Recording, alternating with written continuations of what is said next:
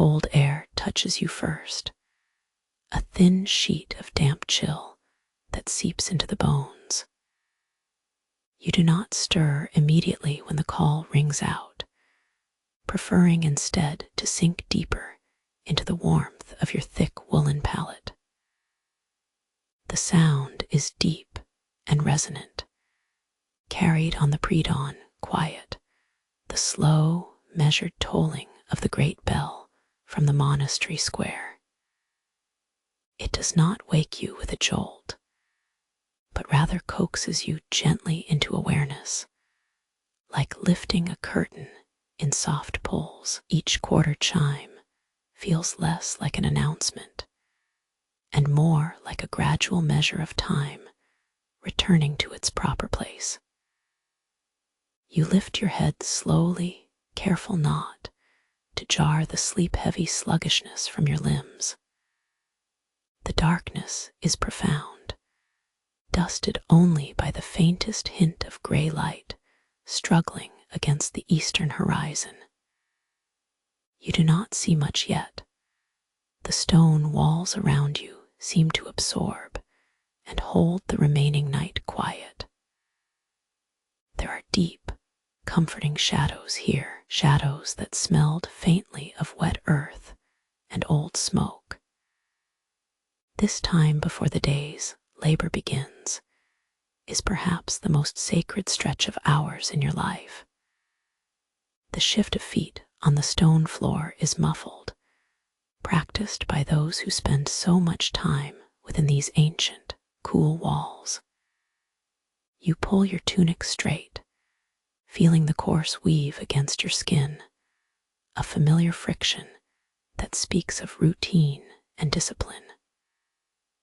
The cold air tastes metallic when you take a breath, carrying with it the subtle, mixed sense of burnt wood from the lamps used in passing, and the fainter tang of unwashed bodies mingling with the dry smell of old straw bedding. Following the bell's lead, you rise slowly. Your movements are economical, mindful of effort. The floor beneath your bare feet is a shocking cold that makes you curl your toes inward for a moment. You do not rush this feeling, you simply accept it. This sensation anchors you in the present moment, reminding you of the physical reality of stone and wood. The initial walk through the dormitory passage is characterized by absolute quietude. It is not merely an absence of sound. There is a perceptible richness to the silence itself, a silence that demands attention. You notice the patterns on the floor stones, the way generations of sandals and bare feet have worn subtle grooves into the durable rock over centuries. Each unevenness tells a story of passage. As you move toward the bathing room area, you pass by other apprentices stirring from sleep. There are no whispers or greetings exchanged, simply acknowledging each other with a slight lift of the chin and continued progress. It is a shared understanding that this period belongs entirely to ritual movement, to waking up into the collective consciousness of the monastic life. The ritual washroom is cool and echoing. The sounds here are more immediate. The steady drip of water from stone troughs, the soft scrape of rough fiber garments against marble basin edges, the occasional sigh of relief as someone washes away the accumulated chill of sleep. You take your turn at the cistern, allowing the cold stream to run over your hands and forearms. The sudden temperature drop is arresting, pulling your focus entirely downward, concentrating on the feeling of water meeting skin. While washing, you observe the faint patina on the basins, the chalky residue mixed with soap remnants and minerals. These marks are silent records of countless mornings before you arrived, a testament to continuous human labor in this single spot. You feel yourself becoming attuned not only to the day ahead, but to the slow rhythm of physical maintenance that sustains such a community. The morning meal will be simple, yet the act of preparing for it, the communal gathering in the refectory, holds its own austere dignity. You walk past the main hall, where some early risers are already performing their ablutions, their movements quiet and utterly determined. Each person seems encased within a private sphere of routine. Their purpose is singular, steady, and profoundly disciplined. You arrive at the common gathering space near the Scriptorium wing. Even in the pale light that begins to filter through the high, arched windows, you notice the preparation already underway. Some junior monks are already quietly stacking wooden crates marked for holding writing materials, while a senior monk is systematically sweeping stray specks of dust from a long, heavy writing table. The atmosphere here is one of gentle anticipation. It is not yet work time. It is the preparatory breath taken before the slow current of intellectual labor begins. You breathe in deeply, drawing the smell of cool stone mingled now with something more complex, the dry, papery scent of stacks of stacked parchments mixed with the sharp, faint aroma of animal glue used for repairs. You walk past shelves filled high with bound volumes and loose scrolls.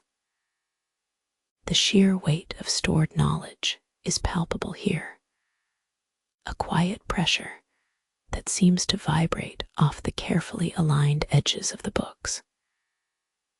These are not merely items, they are vessels of history meticulously protected against the entropy of time. As you pass into the wing leading toward the actual working room, your attention shifts subtly. The general air feels cooler here, drier, perhaps because of the specialized preparation required for manuscript work. You can now detect the almost faint mineral scent, the ghost smell of powdered pigments and dried ink that hangs in the cool recesses. You realize that this quiet period from the ringing bell to your final assigned station is not a pause. It is itself an essential part of the discipline. The physical act of rising with the community, cleaning the body and the mind, preparing yourself for repetitive focus, it all constitutes devotion. It teaches you patience through discomfort and reverence through meticulous observation. When you finally reach the edge of the Scriptorium proper, the light quality changes again. It is no longer the pale gray of dawn, but a steadier wash of translucent sunlight filtered by high stained glass windows. This soft illumination falls across long wooden workbenches, creating geometric patterns of color and shadow upon the polished stone floor. You survey your immediate workspace.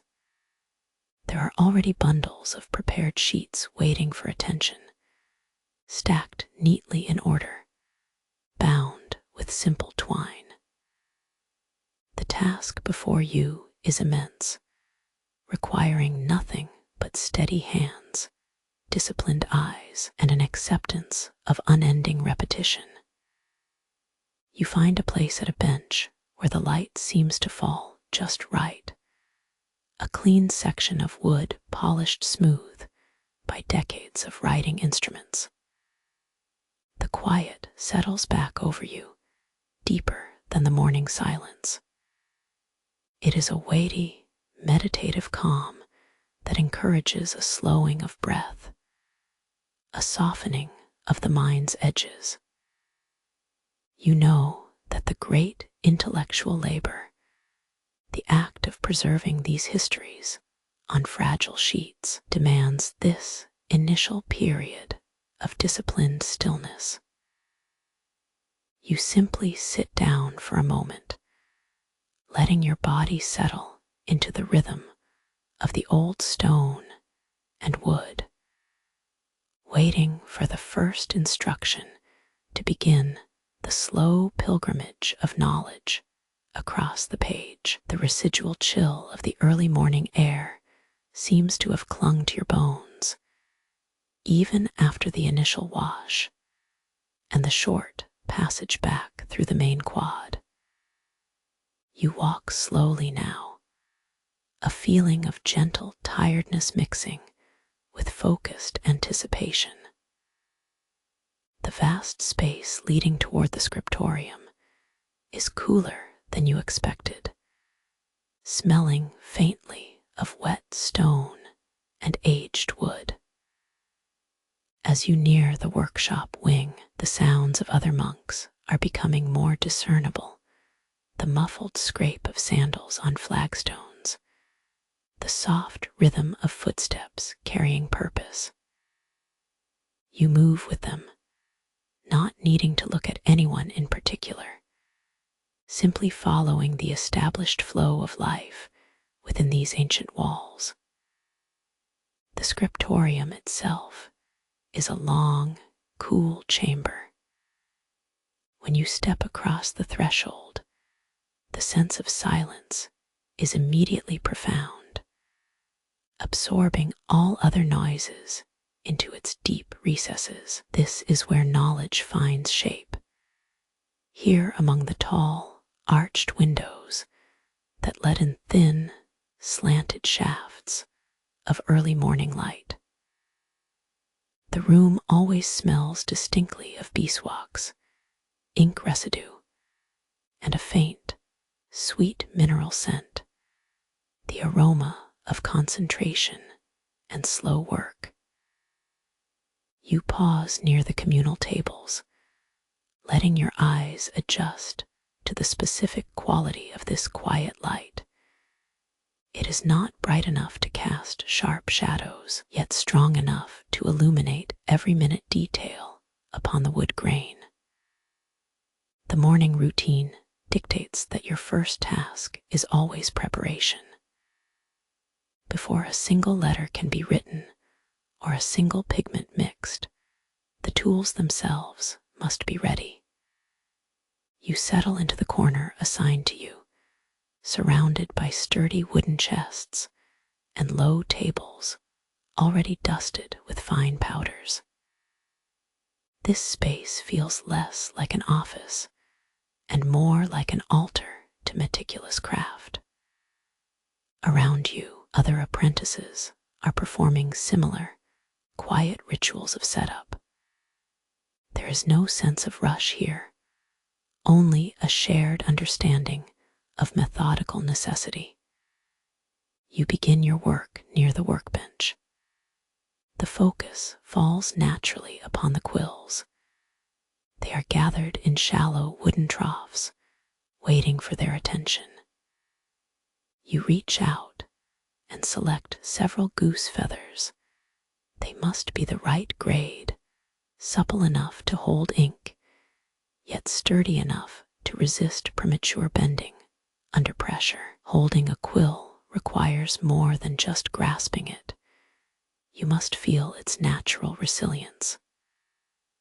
Lying beside the feather are small knives, maintained by the master scholar with painstaking care. The process of preparing these feathers is strangely intimate and deeply focused. You take up a feather, observing its slight bend and color variation under your fingers. The initial cut must be controlled, deliberate. It involves careful slicing to shape the nib without damaging the underlying structure. You notice how the quills absorb the faint scent of the wood dust mixed with their natural keratin oil.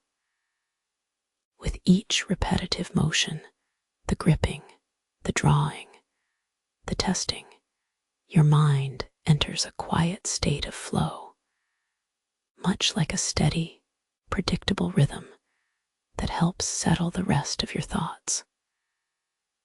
The work continues until the tips are uniformly sharpened and properly trimmed, ready to kiss the surface of the vellum. You set these finished quills aside on their designated rack, arranging them so they catch the thin light in different ways, each feather whispering a small promise of ink and word. Next, your attention moves to the palettes and pigment materials. The sheer variety of color awaiting transformation is breathtaking. There are jars containing powdered lapis lazuli, giving off a deep, cool blue even when dry, vats holding cinnabar, radiating a dusty red warmth, and countless smaller pots filled with ochres, the earth tones rendered permanent by time and mineral process. These materials feel heavy in their containers, weighted by the millennia of geological action that turned simple stone into a color of scholarship. You move to your designated grinding station, a low wooden setup featuring several mortars and pestles carved from local stone. The scent of dried chalks and oxidized metals hangs subtly in the air. Preparing these colors is not merely mixing. It is an act of physical geometry, turning solid matter into liquid potential. You select a small pile of pale yellow pigment, perhaps orpiment, derived from arsenic minerals, and scoop a modest measure into a porcelain mortar. The pestle feels cool and reassuringly heavy in your hand as you begin the rhythm. Grinding requires consistent effort. It is not about force, but continuous, measured pressure against the material's resistance. You move the pestle in small, circular motions against the stone base of the mortar. With each rotation, the dry, dusty powder begins to transform, releasing an even more concentrated scent, a scent that is purely mineral, slightly alkaline, and deeply ancient. Over time, the fine yellow dust mixes with its own residue on the surface, creating a deeper depth of color than when it was merely scattered upon the palette. After grinding out the initial pigment, you must cleanse the mortar and pestle thoroughly. You use soft linen cloths dipped in cool water, wiping away every trace of the previous material, ensuring that no lingering earth tone will pollute the next delicate hue. This meticulous cleaning is a small but important reflection on purity, a literal cleansing required for the intellectual task ahead. The inventory process takes time. You examine jars containing different types of gall ink and soot mixed with gum Arabic binder. The inks are housed in neat rows, each one reserved for specific purposes or script styles. Handling these pots requires a steady hand and close observation to identify slight variations in viscosity or color saturation that might indicate an optimal mix for certain passages. You gather the trays used for holding the vellum scraps. These are sheets cut from larger rolls of parchment, animal skin treated through rigorous washing, scraping, and drying processes until they become nearly translucent and incredibly smooth. You run your thumb lightly over the surface of a scrap. The texture is remarkable, taut yet yielding, dry enough to accept ink without immediate soaking, but supple enough that it does not crack when handled. You observe minute imperfections, the barely visible scar from an earlier tear, or perhaps a slight variation in thickness across the width. These imperfections are part of the material's history, and understanding them is part of mastering its use. The geometry of labor, you realize as you organize your materials, is a study in controlled efficiency. Every tool has its specific place.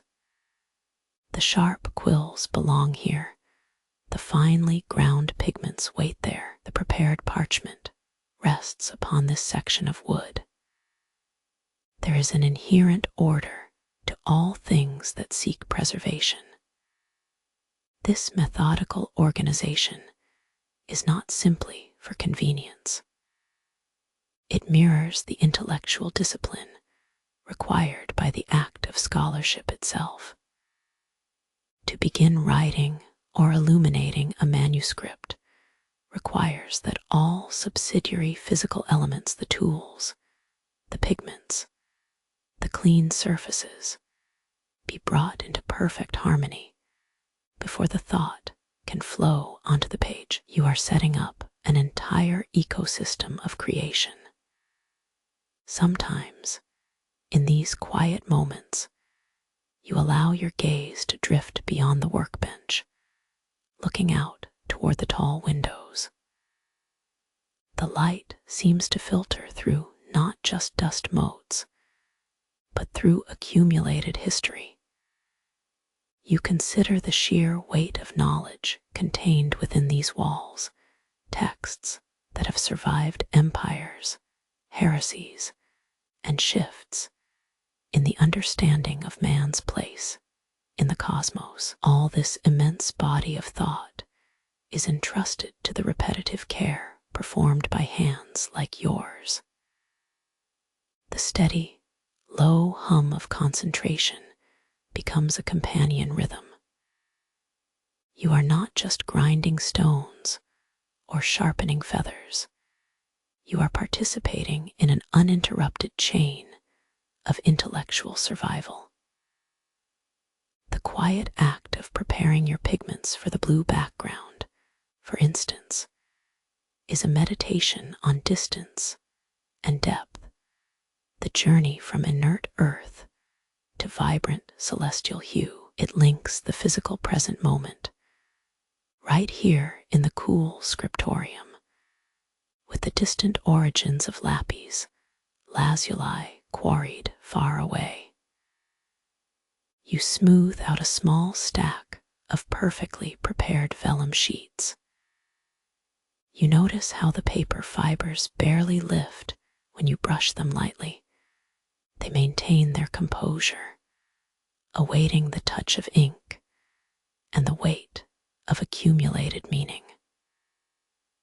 The quiet discipline settles into your bones, transforming the physical labor of sharpening and grinding into something resembling prayer, a focused offering to the enduring power of the written word.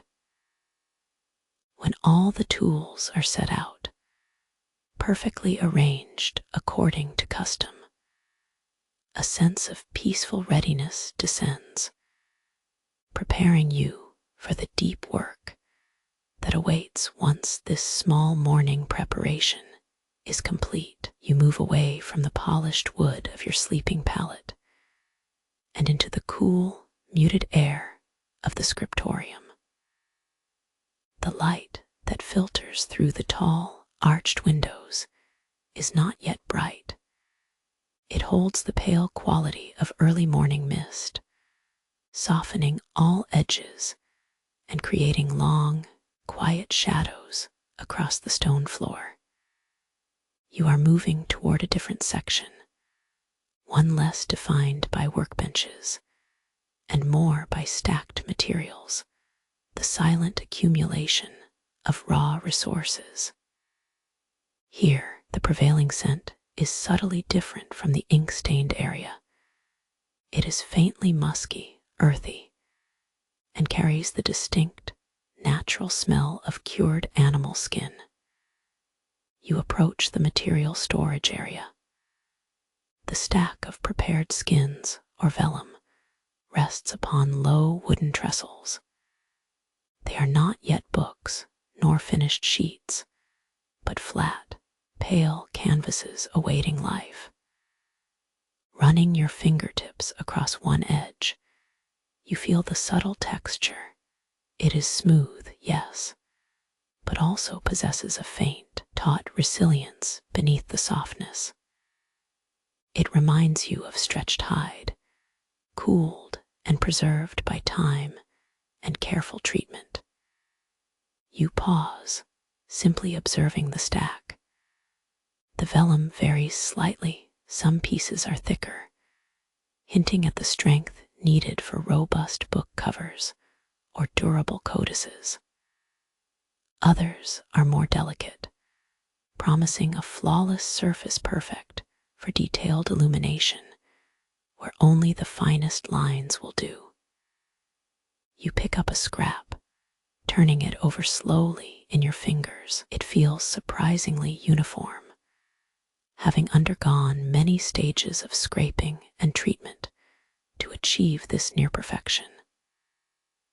The history of this material settles around you, quietly and steadily. Knowing that what passes for skin was once part of a living creature requires a moment of quiet contemplation. It is life transformed into permanence, making it the ideal medium for preserving the intangible memory of thought and divine wisdom across centuries. This realization gives weight to the simple act of handling the sheets. They are not mere writing surfaces, but repositories destined to hold enduring knowledge. Your task now is observation itself, to learn the material intimately before committing ink or color to it. You observe how natural oils have settled into the grain over time, giving the white a slightly creamy, warm tone rather than a stark, cold glare. This creaminess suggests age and also durability. You move toward a low, dedicated table set up for inspection. Here lie various scraps. Some pieces are stained subtly with what might be residual washes or treatments from previous workers. Others remain untouched, pristine white surfaces, offering a perfect blank slate.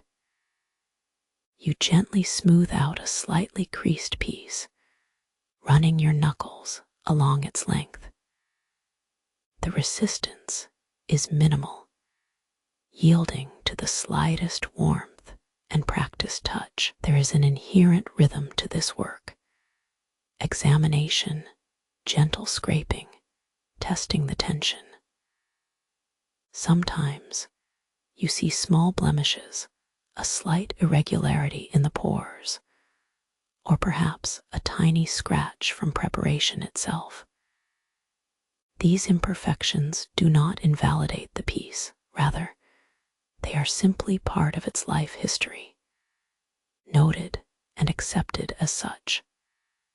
The master craftsman taught that patience is not merely waiting, but the sustained act of deep attention, and nothing demands deeper attention than the prepared skin, which has absorbed so much natural material to become an intellectual vessel. You settle into a low stool, allowing your mind to quiet down, mimicking the silent focus required by the surface before you. You begin by examining seams and joins. Sometimes, pieces of vellum must be painstakingly joined together because a perfect large sheet is too rare or expensive. This requires matching not just weight and color, but also the stretch and density across the adjoining points. It is like understanding how two different tones of wood grain can meet seamlessly to create a new, unified surface. Your movements are slow, deliberate.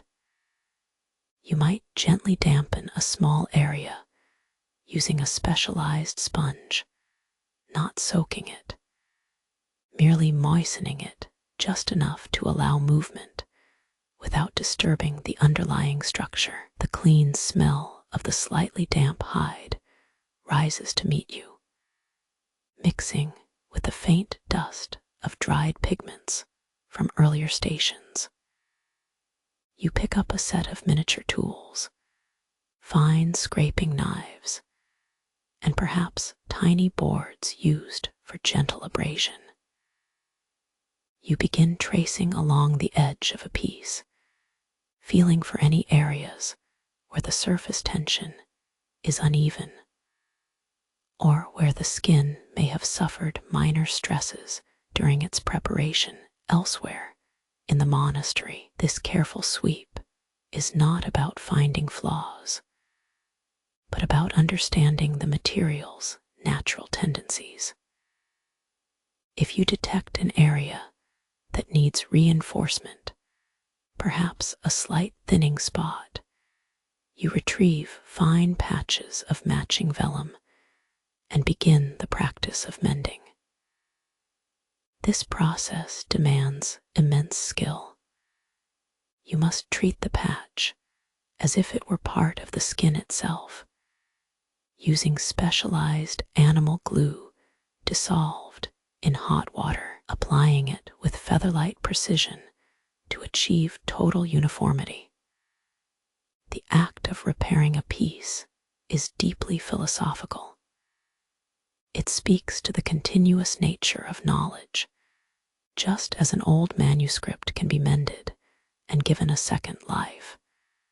So too must ideas be carefully conserved and passed on through time. Nothing is ever truly finished. There is always maintenance, repair, and continuation. The air here feels thick with potential. The pale, receptive surface waiting beneath your careful hands symbolizes the blank slate upon which civilization builds its narrative, a perfect quietude, ready to receive the vibrant clamor of human thought and divine geometry.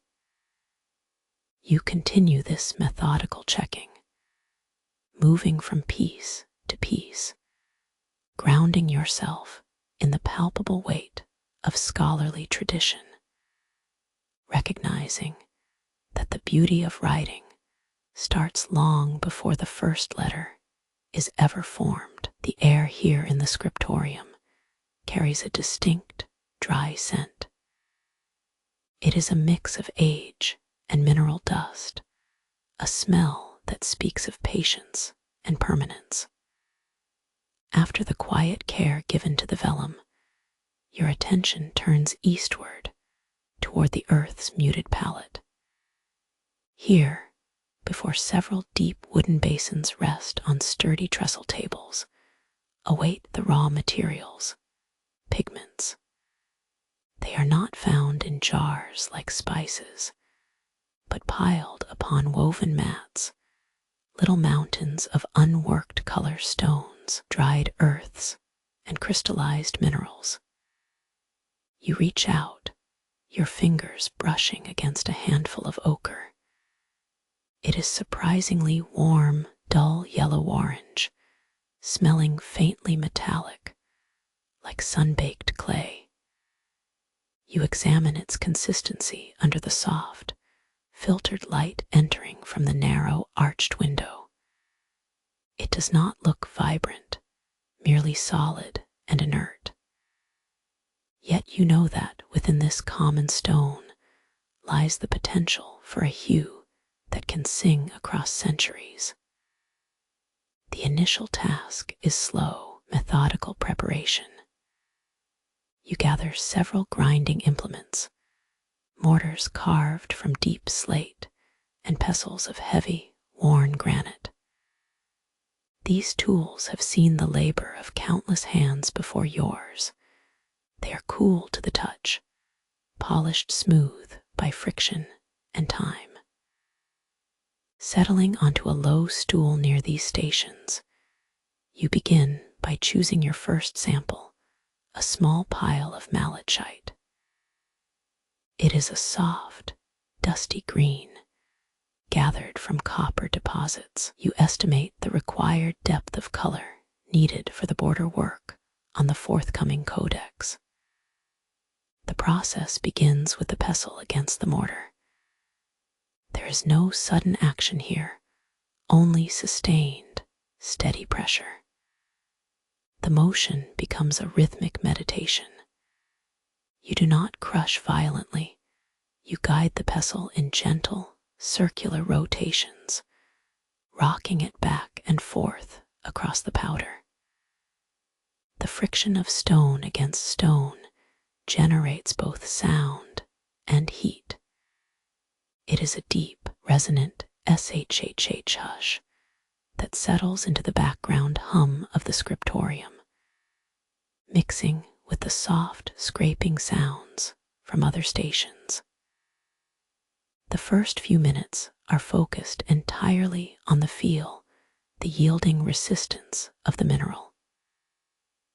Malachite offers a distinct texture. It grinds down not in a quick rush, but through several stages, starting as coarse grit and slowly reducing to an almost silken powder that floats delicately into the air. You notice how the finer particles catch the light differently, seeming to hold an inner luminescence even after they are broken apart. After grinding enough of the malachite for your initial sample, you switch to a more complex material, lapis lazuli. This pigment is considered precious, its deep ultramarine blue historically drawing it from distant lands and careful trade routes. It arrives here already semi-ground, but still requires refinement, a delicate, final polishing process. You handle the little pile of powdered stone with extreme care.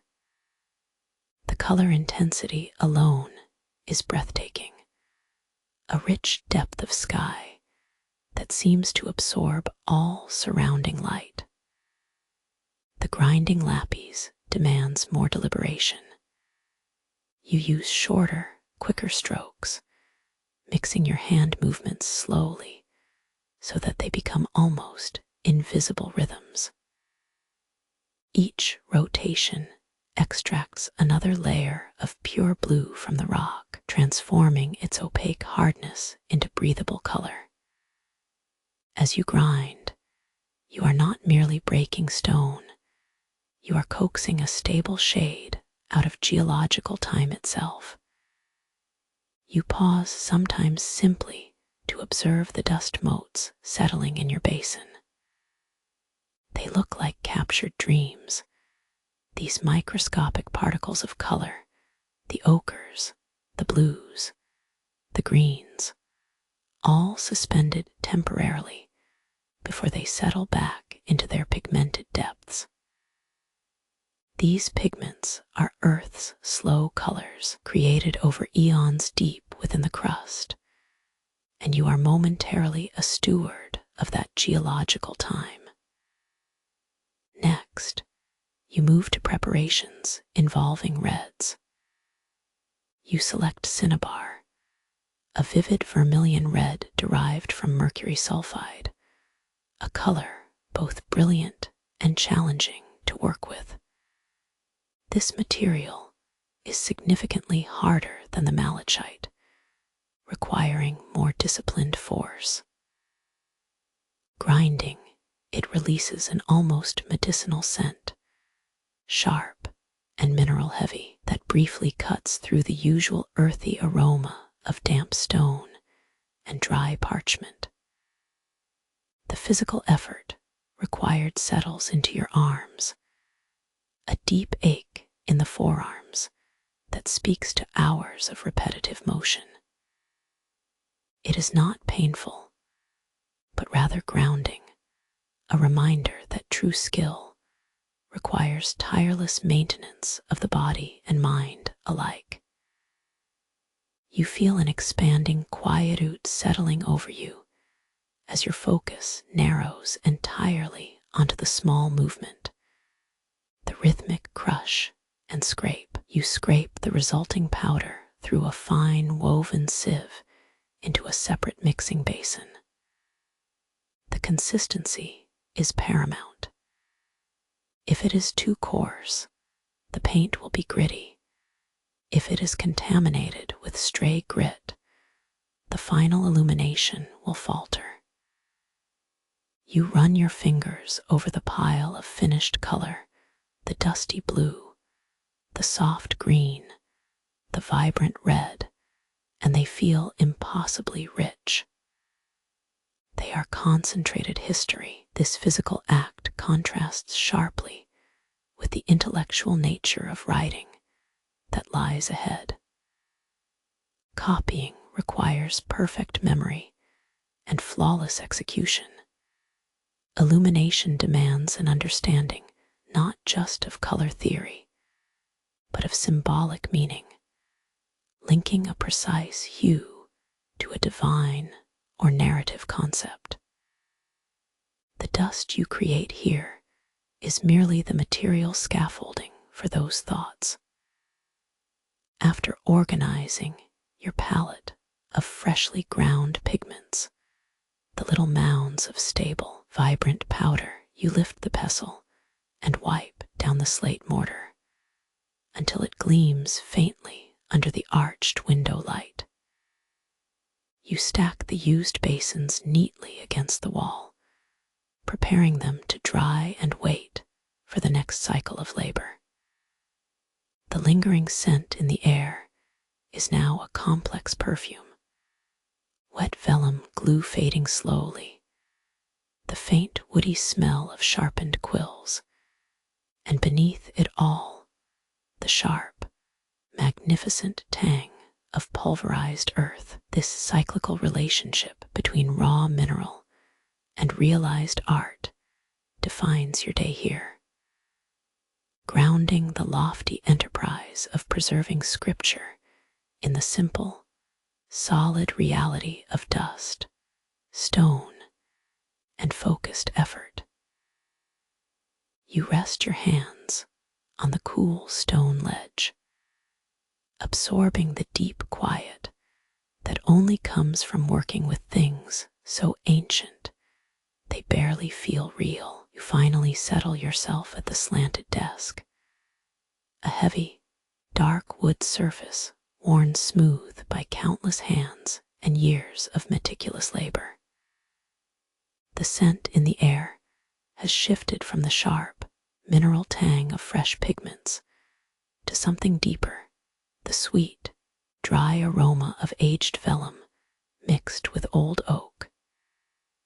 You have finished preparing your materials, the quills sharpened until their tips are impossibly fine, the inks arranged by pot color, and the waiting sheets of parchment stacked in careful order. There is a quiet expectation hanging in the air, thick and still like dust motes suspended in low afternoon light.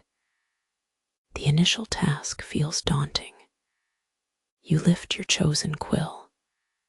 It feels unexpectedly delicate, a blend of feather shaft and hard natural resilience. Its weight is minimal, demanding absolute control from your wrist and forearm. You test it on a scrap piece of vellum, making only the lightest possible glide. The ink flows, rich black like cooled lamp oil, adhering instantly to the fibrous surface. You watch how the fluid line behaves, how it drinks into the slight nap of the prepared animal skin, rather than merely sitting on top. This simple act requires you to slow your entire body down, coordinating breathing with breath and motion with intention. The master has shown you a sequence today, repeating basic letters, moving from straight verticals and precise horizontals to foundational curves. You dip the quill into the pot of ink. The action is practiced, a quick lift, a steady plunge, ensuring that the nib is fully saturated but not dripping. You bring it to the parchment. Your movements are hesitant at first. The lines waver slightly, lacking the confident authority you see demonstrated by the senior scribes. A few strokes skip or bleed a little too much into each other, creating small imperfections that seem disproportionately large on the clean surface of the vellum. You pause, breathing in slowly, letting the faint, chalky scent of the dried minerals clinging to your fingertips settle around you. You look at the imperfect lines on the sheet before you. They are not failures, but simply beginnings, evidence of effort and learning. The work is inherently repetitive, a structured meditation that demands deep attention merely to maintain consistent pressure. Your fingers begin to ache subtly, a warm throb in the tendons and knuckles that reminds you physically where your control must reside. You begin again. You focus on a simple line, a straight rule of text. Dip, draw, lift. The goal is not speed, but perfection of geometry. Each stroke must be evenly weighted, maintaining a consistent depth and pitch from the surface to the void beneath it. As you write successive rows upon a new sheet, an unconscious discipline begins to take hold. Your mind, which was restless moments ago, settles into the predictable rhythm of dipped lift right. The simple act of formation becomes overwhelmingly absorbing. You are no longer thinking about the purpose of the words, or even what they say. You are only concerned with how the black ink interacts with the ivory surface. The slanting desk is surprisingly ergonomic, forcing your posture into a rigid attentiveness that keeps you anchored to the present moment. Time here seems to stretch and thin out, measured not by clocks, but by the slow accumulation of filled lines. You notice the pattern developing on the sheet, the rhythmic dance between straight writing and gentle curves for connecting letters. Your breath syncs itself with this emerging rhythm, a quiet exhalation with every completed sentence. This repetition is more than mere penmanship practice. It is a physical form of intellectual discipline, training your hand to obey the strict logic required by the sacred texts you aim to preserve. You shift your gaze away from the immediate page. You observe the vast expanse of the Scriptorium, bathed in the diffuse light that filters through the high, arched windows. The other scribes are likewise engrossed in their tasks, some forming round letters, others working on long passages of simple, rhythmic, uncial script. There is no hurried chatter, only the gentle scrape of quills against vellum, a consistent scratch-scritch sound that acts as the day's underlying soundtrack. The collective focus creates an atmosphere so profound that even individual effort feels communal and deeply meaningful. You are part of this slow, quiet machine of knowledge preservation. Sometimes your mind drifts to the monumental weight of what you are doing. These simple strokes, these painstakingly copied words, travel across centuries.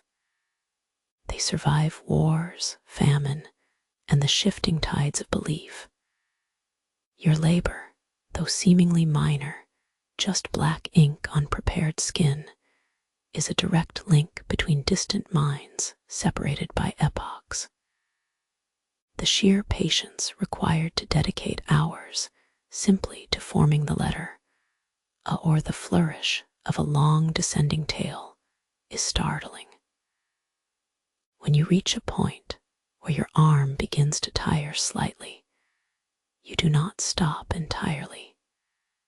Instead, you allow yourself a microscopic pause. You lift the quill and look at the pooled ink in the pot. You trace the liquid line with an imaginary finger, feeling its cool, smooth texture. This momentary break allows your mind to process the continuity of the task, recognizing that even in exhaustion, the discipline must hold. You consider the sheer volume of material required, the immense physical resources needed just to copy a single chapter. It is monumental, yet every step, every feather stroke, demands treating those resources with the utmost respect. The Scriptorium itself teaches patience simply by existing. The stone beneath your feet feels cold, even through the thick wool of your simple tunic. It is a steady, unyielding temperature that grounds you to the routine. You note how the sunlight moves slowly across the workspace throughout the day, changing the angle and intensity of illumination on your vellum, sometimes making the black ink appear deeper, almost velvety in its saturation, other times seeming merely charcoal gray. The process reinforces a philosophical concept that knowledge is not sudden or dramatic. It is built drop by drop, stroke by careful stroke. It requires sustained, repetitive engagement over years of practice. You learn to value consistency above brilliance and diligence above momentary bursts of inspiration. The skill set you acquire here, the steady wrist, the patient gaze, the quiet concentration, is perhaps more enduring than any single illuminated initial ever will be. These are skills for existence itself. You continue writing, finding a deep satisfaction in the predictable arc of the alphabet. You write the full text, passages methodically, filling up sheets with carefully structured Latin words. The physical act is almost soothing, a low-frequency hum of creation. When you finish a section, instead of immediately moving on, you sometimes just leave your hand resting lightly above the completed lines. You breathe out slowly, letting the subtle scent of iron gall ink and animal hide fill your lungs. This small moment of stillness after disciplined effort feels like a minor victory against forgetfulness and distraction. The work continues until the light outside begins to soften towards midday. Though the muscles in your hand are fatigued, there is a quiet surge of fulfillment that accompanies the sheer completion of so much repetitive labor.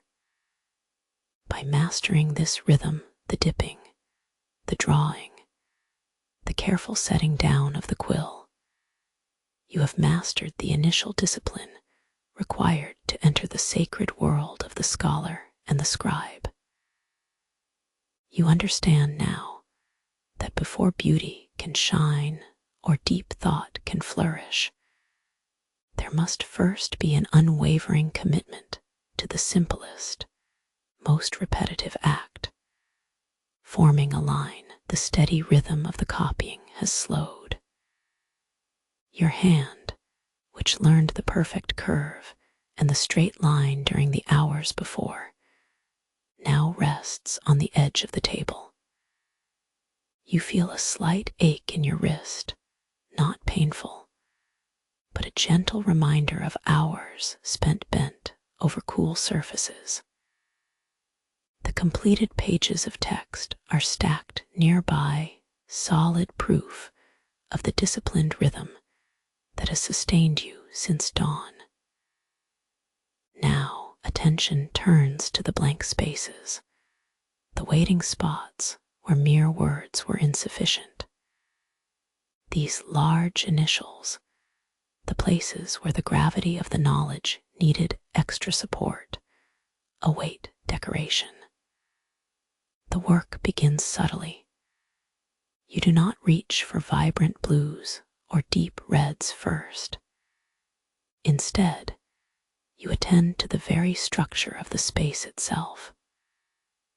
Dust motes drift in the shafts of sunlight that angle through the high, arched windows. They seem suspended in a perpetual state of slow movement, much like time within the cloister walls. The air here still carries the faint scent of chalk dust and pulverized mineral pigments from the earlier hours. You carefully sift through your containers. Lapis lazuli for the deep celestial blue, malachite for the verdant green, vermilion for the sharp, arterial red, each a concentrated piece of the earth's history. Now ready to be summoned onto fragile skin, you examine the gold leaf box. It is not merely metal, it feels like dried light. The sheets are thin, almost ethereal, prepared and waiting for their golden moment. The process of illumination demands a different kind of precision than copying. Copying was about repetition and rhythm. Illuminating initials requires an understanding of composition, color theory, and symbolic weight. You are not simply painting a letter, you are making that letter speak.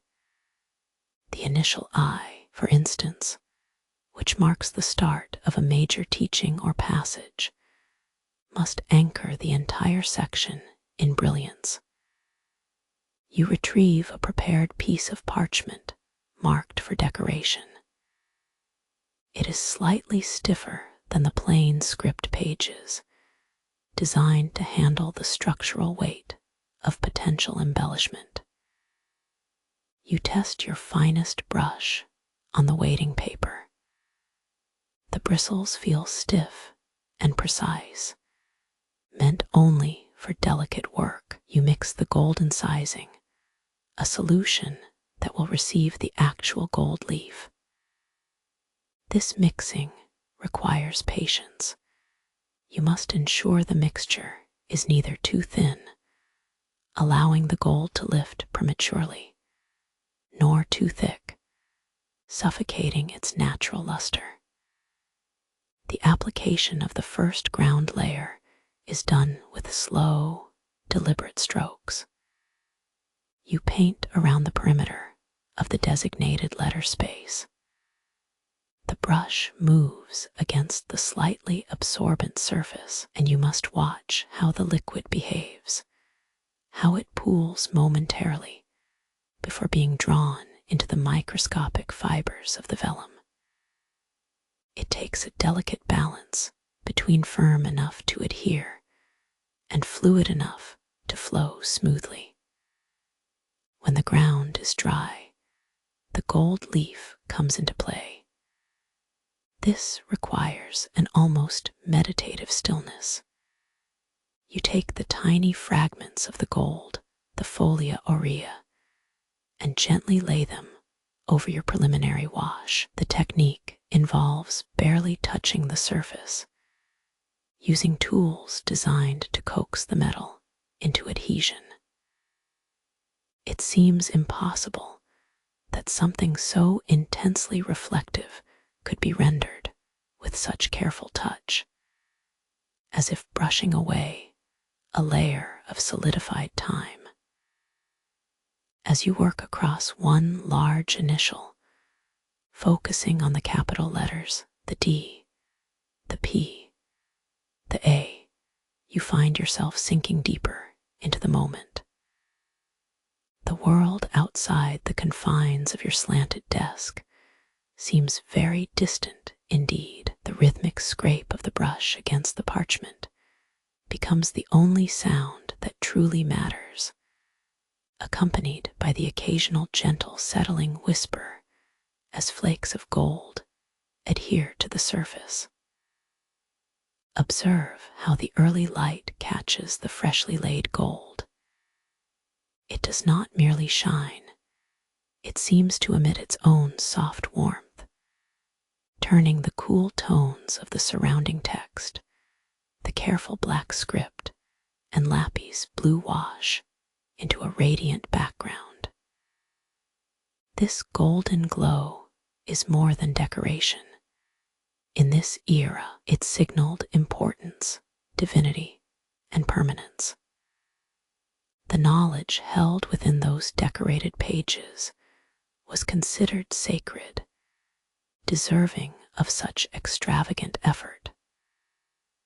The process shifts from laying down metal to painting the intricate details within the initial. You use your finer quills to delineate vines, small mythical creatures, or geometric patterns that might adorn the letter structure. Perhaps you add miniature figures, small angels or saints, who seem to emerge directly from the curves of the capital letter itself. They are rendered in meticulous detail. Each wing feather and fold of drapery given precise attention. You pause frequently, lifting your head only to observe the completed segment. You tilt the vellum slightly, examining how the newly painted colors interact with the permanence of the gold. The cool blue pigments next to the warm ochres create a vibration of color that is both contained and bursting forth. It is an exercise in restraint, knowing when enough brilliance has been applied versus when the piece will become overwhelming. The air feels heavier now, thick with focus. You are managing thousands of tiny details simultaneously: the curvature of the vellum, the drying time of the paint, the precise placement of a minute gold flake. This attention to detail is what sustains both the scribe and the illuminator, an unblinking commitment to beauty in service of understanding. Slowly, you move on to the next initial. The routine established itself so completely that it requires little conscious effort now. Your hand remembers the angle, the pressure, the distance between strokes. You are working not by calculation, but by immersion. Each letter represents a turning point in the text's argument or narrative flow. They are intellectual landmarks. The deep quiet of the Scriptorium remains your companion. The only signs of life besides your own steady breathing are the minute sounds, the soft tap of a tool against stone as another apprentice passes by, the subtle rustle of robes on the cold floor, and the distant, muffled echo of daily monastic chores. As you work through the remaining initials, the light outside has begun its slow descent. The afternoon sun loses its harsh brilliance, softening into long, slanted beams that illuminate the dust motes once more. You notice how this changing quality of light affects the gold. It shifts from a bright, near-blinding luster to a deeper, warmer patina, like polished brass in the late day. The fatigue settles deep within you, not as exhaustion, but as profound satiation. The work has consumed your focus entirely, allowing nothing else to register save the texture of the vellum and the satisfying purchase of the brush bristles. You are more than a worker. You are a conservator, linking voices from the past through the persistent brilliance of gold and pigment. You carefully wipe down your tools for the day, the brushes rinsed in cool water, the palettes scraped clean. The pigments, though largely spent, remain scattered across their designated stone areas, waiting patiently for the next cycle of human attention. As you finally rise from the slanted bench, stretching the tension from your back, the finished codexes stand as silent testaments to hours of painstaking effort, texts no longer merely written, but beautifully enshrined. The rhythmic scratch of the quill has been your companion for hours, a steady whisper against the surface of endless vellum. Your fingers feel slightly stiff now, bearing the fine patina of labor. When you finally set down your tools, allowing the quills to rest in their simple holder, and wiping the last remnants of ink from your palette, the sudden absence of that familiar scraping sound is almost noticeable. It creates a momentary hush within the immense, busy chamber of the Scriptorium. You do not rush away from your desk. Instead, you take a few measured breaths, letting the cool air of the room fill your lungs slowly. The light, which had been steady and bright enough for countless hours of precise work, has begun its gentle descent toward midday exhaustion.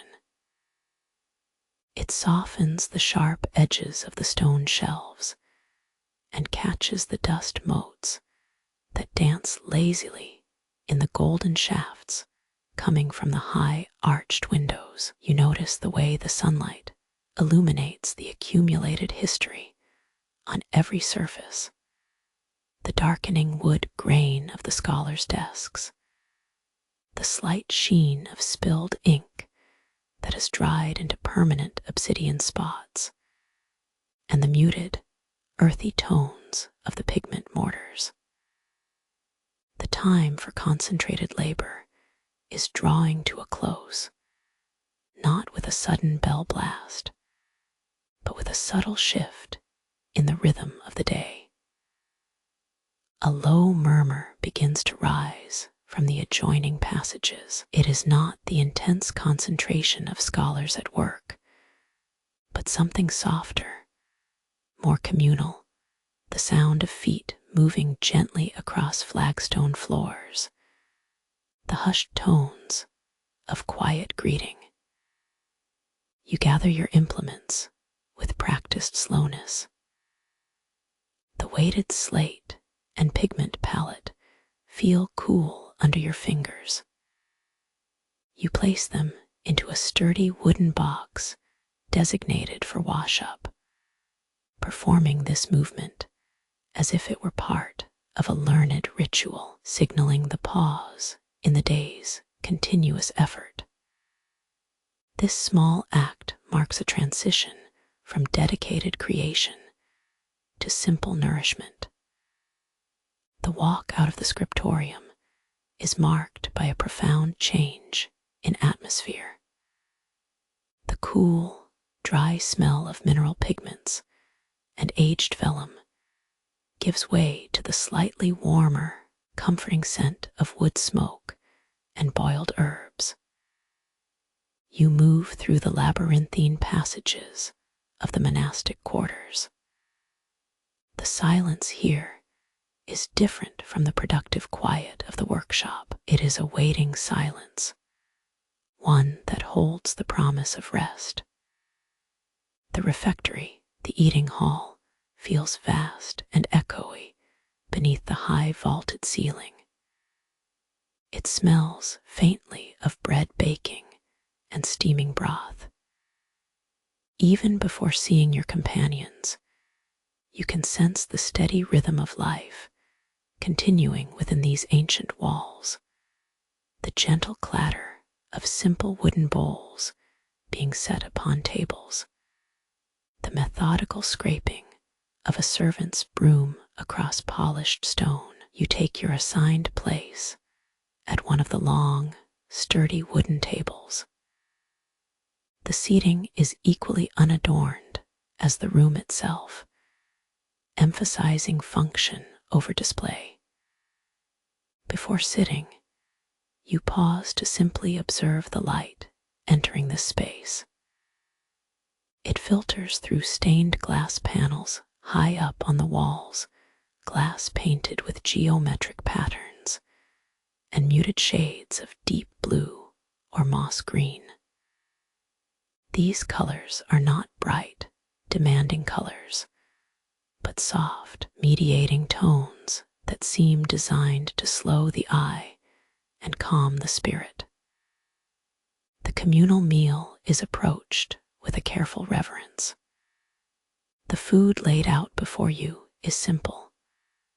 Thick slices of dark bread, perhaps some pickled roots, and a bowl of liquid sustenance, a broth or thin porridge.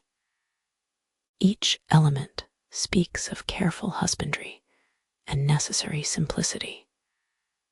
There is nothing extravagant here, nothing intended for display. Everything is meant to sustain the body so that the mind might continue its difficult labor. As you settle in, you notice how people consume this nourishment. Everyone moves with a certain economy of gesture. Utensils are used gently. Conversations, when they happen, are kept to hushed tones, often punctuated by thoughtful glances rather than loud pronouncements. The meal is therefore not just about the sustenance entering your body. It is about the structured pause that allows both the body and the mind to settle into a different rhythm. You take your first bite of bread. It has a satisfying density to it, crumbs falling softly onto the wooden table. The taste is straightforward, a hint of yeast, and perhaps wood smoke from the baking process. You chew slowly, registering the texture, noting how the meal demands attention without demanding enthusiasm.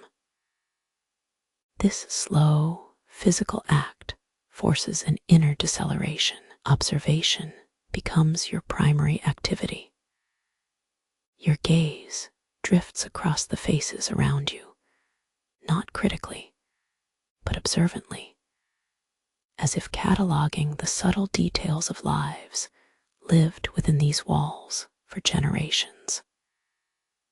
You see the deep lines etched around the eyes of the older monks, mapping years of contemplation, the fresh earnestness in the gaze of a younger scholar who has been granted a moment away from his desk, and the quiet concentration of the cook whose movements are as practiced and predictable as the turning of the seasonal wheel.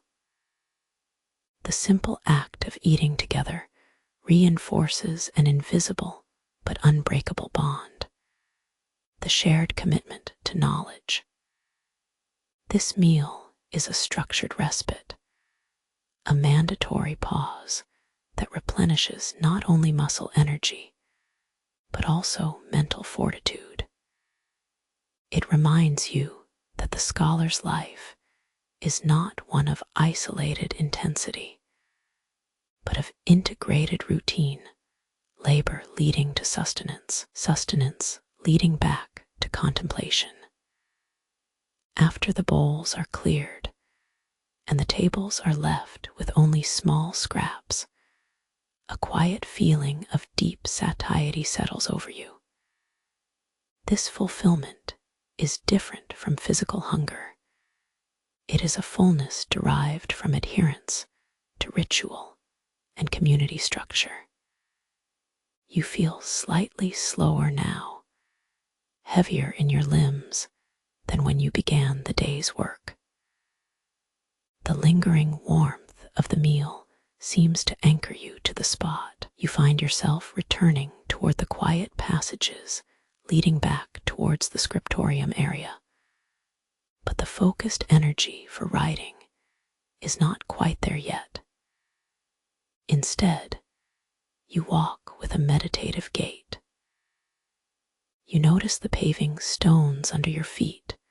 Some are worn smooth in the center paths by the passage of thousands of sandals over centuries. The wear pattern itself tells a story far richer than any manuscript could provide, a testament to constant, reliable human movement. The air temperature has dropped slightly since the meal, pulling you toward another layer of woolen tunic. You consider the concept of time here.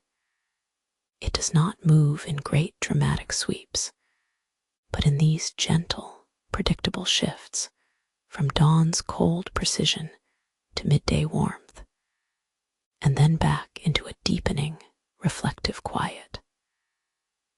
Time is measured by meals, by chance, by the slow decay and careful preservation of materials.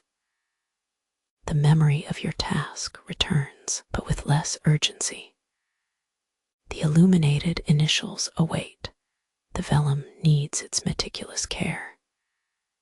Yet, in this brief window of midday pause, you allow yourself the luxury of simply being present, observing the dust settling on unused ink jars, watching a shaft of light cut through the gloom and illuminate only one section of patterned wall, or listening to the distant, soft echo of a hymn being sung far away in a chapel. This quiet absorption is its own necessary form of work, allowing your disciplined mind to rest before demanding creation once more. The deep current of routine carries you back toward the specialized desks, leaving the gentle rhythms of the refectory behind, ready for the next phase of slow, careful endeavor. The afternoon light, which has been filtering through the high, narrow windows of the Scriptorium all day, seems to shift in quality. It was a brilliant, focused gold when you were illuminating those grand initial letters, but now it softens at the edges, becoming a diffused warmth that settles onto the work surfaces. The rhythm of creation slows down.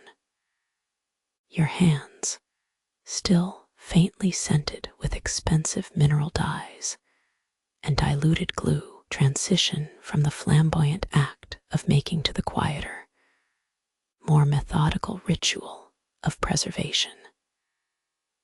The day's labor has moved you away from the illuminated desks toward the section reserved for stored knowledge, the library wing attached to the main scriptorium, a place that smells distinctly different. It carries the mingled, dry scent of aged wood, polished leather, and dormant parchment. You walk slowly along rows of cedar shelving, reaching up your arms until they feel pleasantly tired, moving among texts whose lives have far outlasted your own apprenticeship. You are tasked with sorting.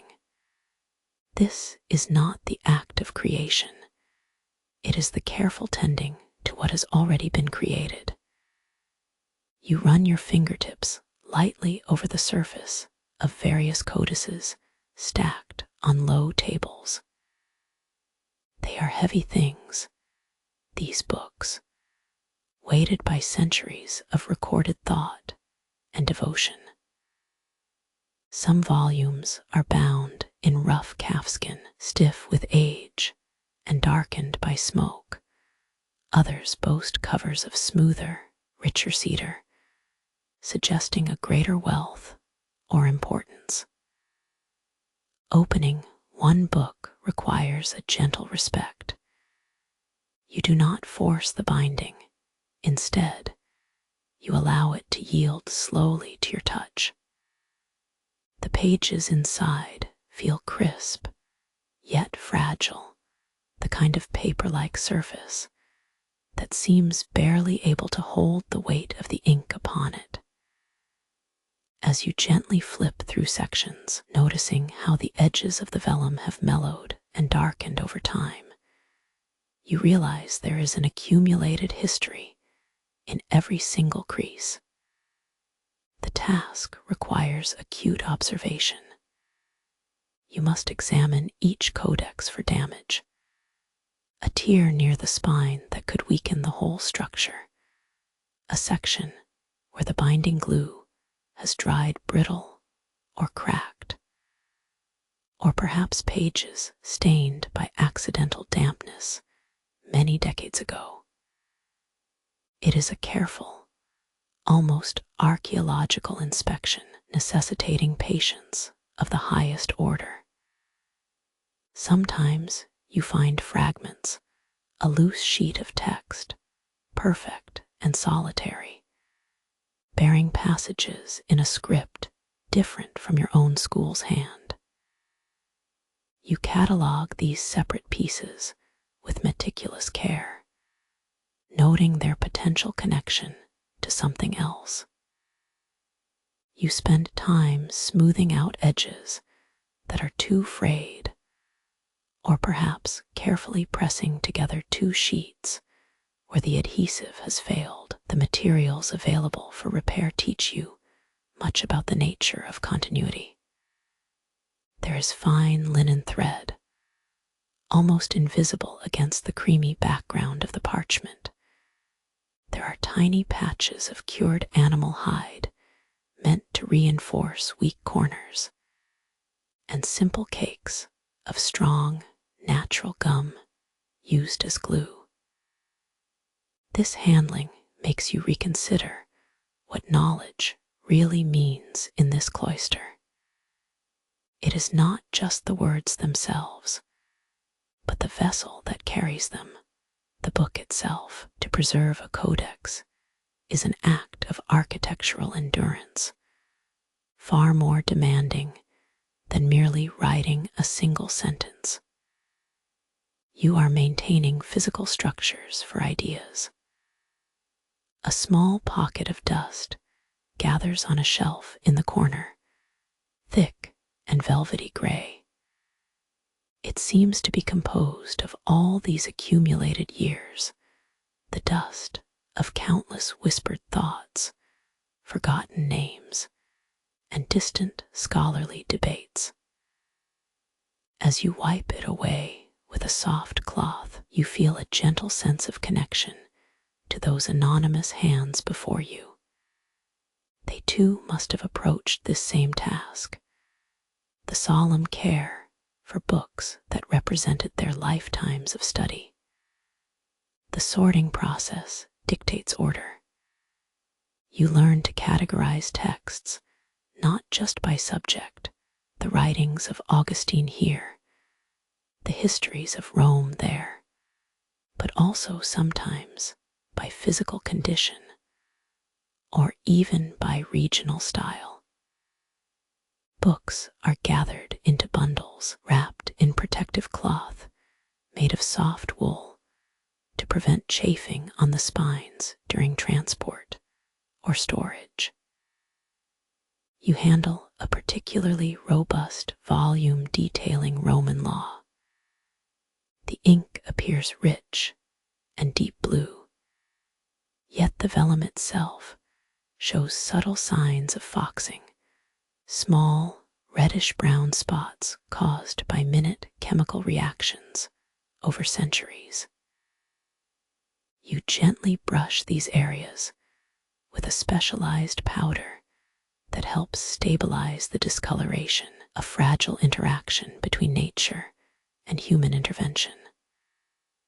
The quiet here is different from the concentrated silence of writing.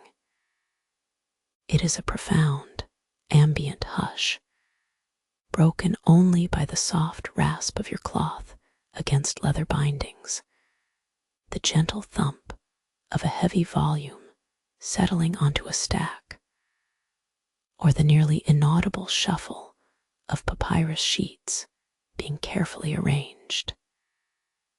This work brings you to a deeper understanding of scarcity and value. Before illumination, before even writing, there was the raw material, the vellum, often sourced from animals that suffered loss, the minerals extracted by arduous journeys from far-off mountains, the wood for the shelving itself. The act of preservation connects every single element: the scribe who wrote it, the illuminator who colored it, the binder who secured it, and now you, the custodian who ensures its continuation. Knowledge does not just live in ink. It resides within this entire chain of care. It must be protected from light damage, from damp rot, and even from neglect. You organize a stack that seems to contain only botanical studies. The sheets are filled with detailed illustrations of herbs and medicinal plants. Looking closely at the painted margins, you notice tiny marginal notations, little abbreviations or symbols in a script much faster and more cryptic than your own formal hand. They might be reminders for future readers, little helpful whispers left by another scholar who handled this book long ago. The afternoon slows further. The sun moves across the western window, casting elongated rectangles of fading light onto the polished stone floor. It feels less like a boundary marker and more like a gentle curtain closing on the day's intensive labor. You methodically wrap the final bundles, tying them with simple strips of dyed leather that complement the book's spines. Each finished bundle is a miniature treasure, awaiting its proper place on the shelves. As you finish this segment of work, this deep inventory and caretaking, you feel a profound settling within yourself. The urgency of producing something new has been replaced by the quiet satisfaction of sustaining what already exists. You are not creating history, you are sheltering it. This slow, careful guardianship is its own meditation. It requires an intellectual discipline just as demanding as generating text. The discipline to pay attention to the faintest crack, to the subtle change in color, or the nearly invisible deterioration that threatens centuries of recorded thought. The dust-covered volumes, the delicate parchments, and the sturdy, protected codices become extensions of your own quiet contemplation. They whisper stories, not through narrative text, but through their very physical existence, the weight of their bindings, the faint smell of decay mixed with preserving fixatives, the way they nestle together on the shelf in perfect, necessary order. The silent language of preservation settles over you, a peaceful promise that even if time seems relentless and knowledge fragile, it can be held, organized, and patiently passed along to hands like yours. The daylight is withdrawing slowly now, softening the edges of the great hall. The hours have deepened. The intense light required for illumination has softened into a quiet, golden wash across the slanted writing desks. You feel the pleasant ache in your hands and shoulders, a deep, satisfying weariness that comes from physical labor, married to intense concentration.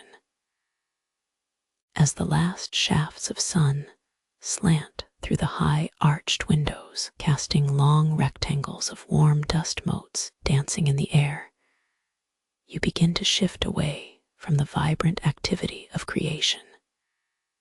You gather up your fine quills and the empty pots of pigments, careful not to scratch the worn wooden surface of the desk.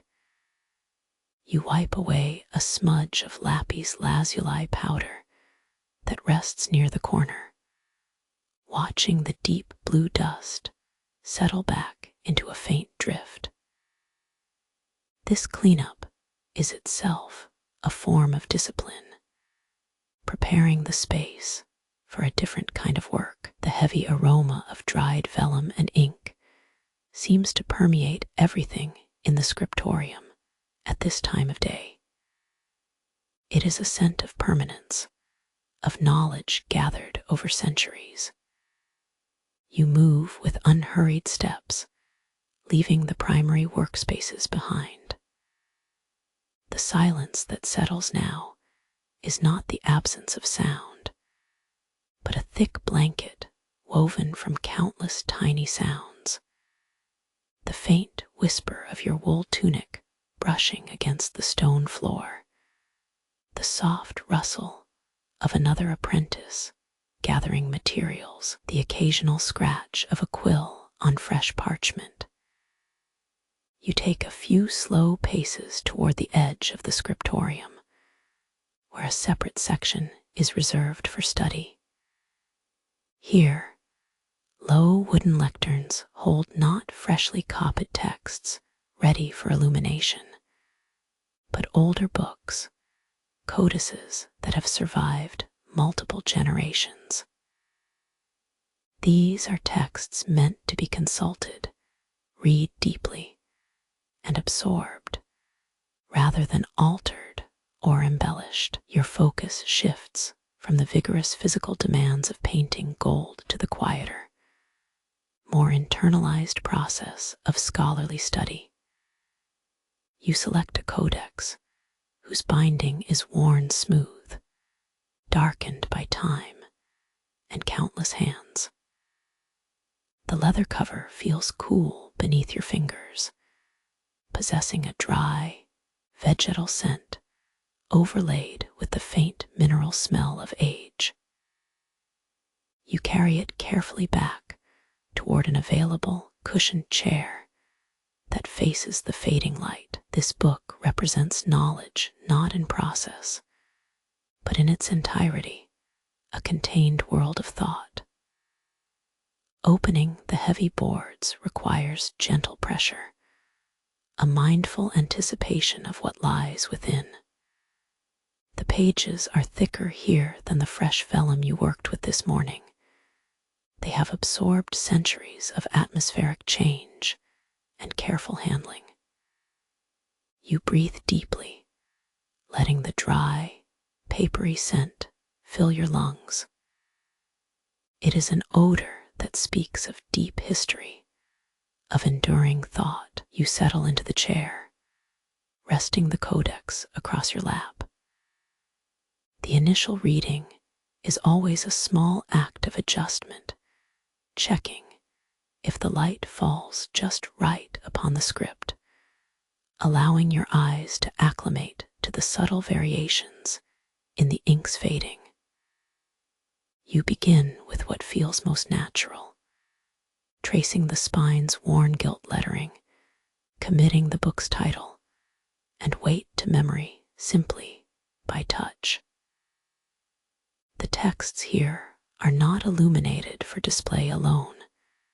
They are meant for understanding. Sometimes you are tasked with comparing different scripts, a variant of Greek philosophy, perhaps, or an early interpretation of patristic writings, seeking subtle differences in word order or theological emphasis across various manuscripts.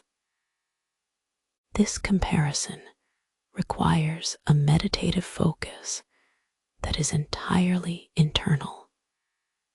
You observe the letter forms themselves, the slight variations in how the scribe formed the capital across different centuries can tell you more about the culture than any sermon ever could. You notice the weight of the ink, sometimes deep and rich, sometimes faded to the color of weak tea. Each variation is a small window into the hand that wrote it and the time that witnessed its creation. At times, your mentor will join you in this quiet space.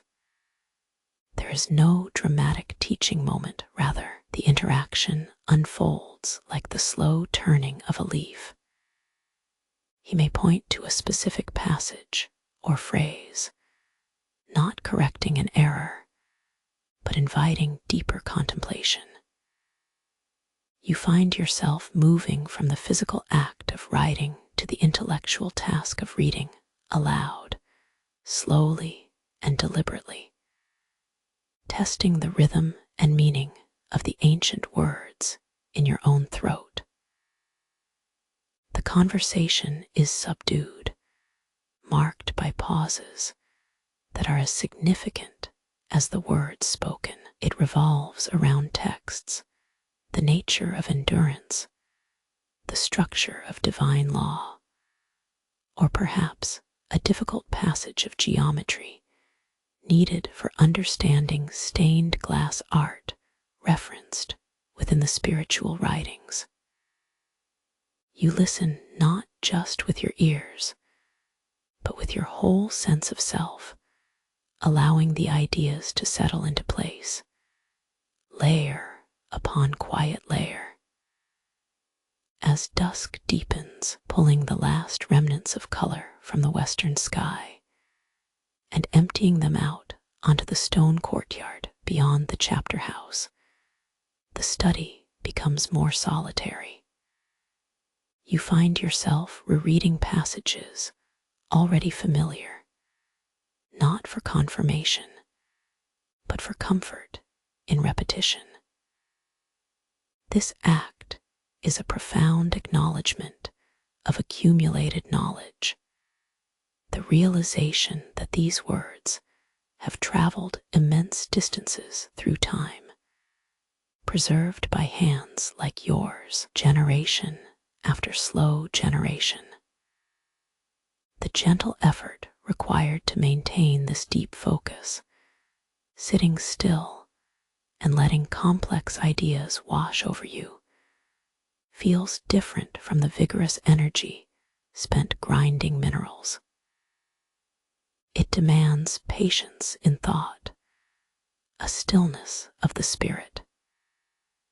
You understand that intellectual preservation is as laborious as physical preservation, the same dedication that polishes gold leaf onto an initial must be applied to understanding the subtle nuances within a single paragraph.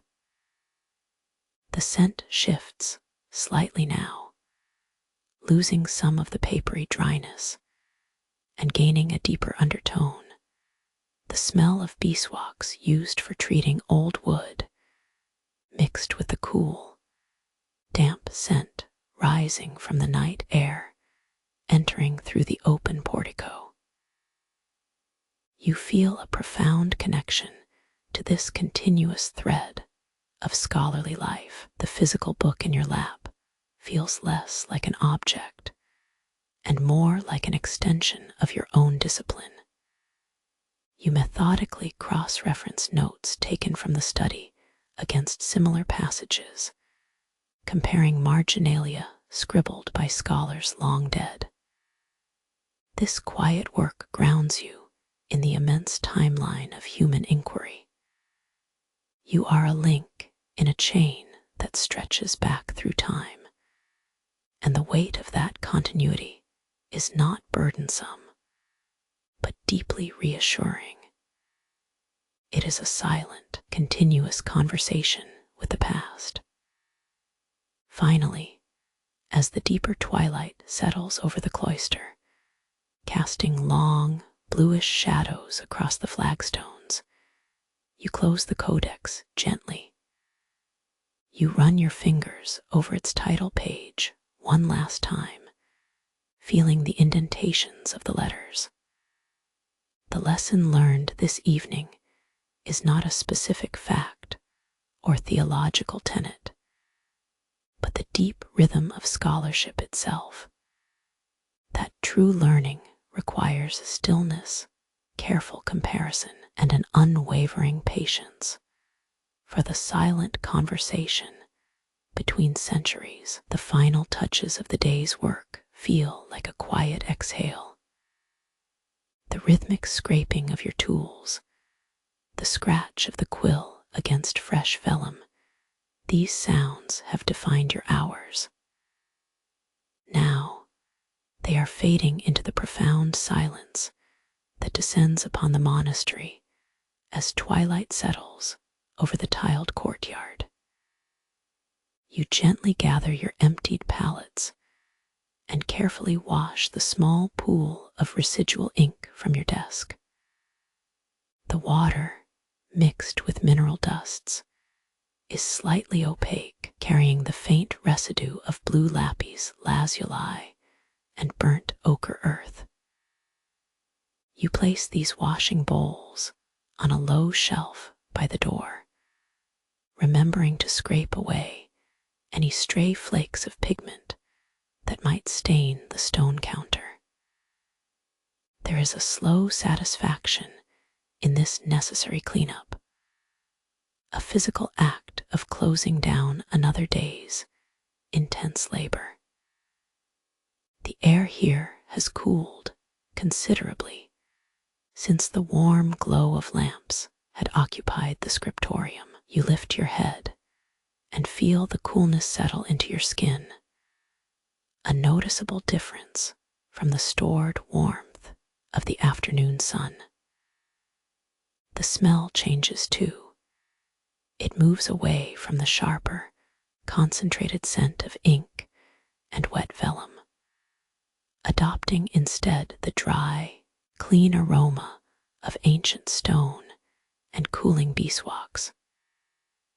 You straighten your robes, feeling the rough weave against your fingers, and begin the slow process of leaving the Scriptorium. Each step across the flagstones feels different now that the focused pace has left you.